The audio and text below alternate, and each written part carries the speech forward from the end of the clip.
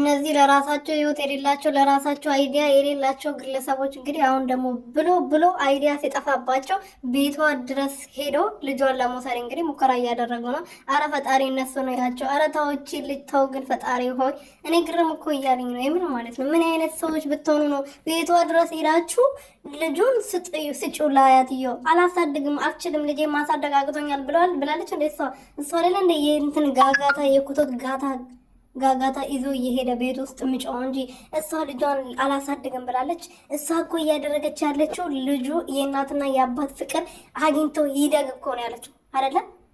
አሁን አብርሃም እኔ ይሄንን አይተ ዝም ትላለህ ወይ አንተ ድንጋይ የሆንክ? እኔ አላወራም ጌታን የዛሬውን ነገር እንትን ማለት ነው። የነሱን ነገር ምንም ማሮ ነገር የለም። እኔ በጣም ነው ያስጠሉኝ፣ በጣም ማለት ነው። እቺ ብዙ የምትባለው ሴትዮ ምንም ከሩቲ ህይወት የሚያስወጣት ይጥፋ። ይሄ ጨበሪያ ወደ ላይ አቆማ። አረ ጨበሬ ወደ ታች አይተኛ እድሜ ልክሽን። ሰላም ቤተሰቦች እንዴት ናችሁልኝ? ደህና ናችሁ? እኔ ያለው እግዚአብሔር ይመስገን። በያላችሁበት ሰላማችሁ በዘት ይበልልኝ። እንግዲህ ዛሬ ደግሞ ጊዜ ብላ እንግዲህ የሩትዬ ልጅ ለመውሰድ ወደ ቤቷ ሄዳለች ነው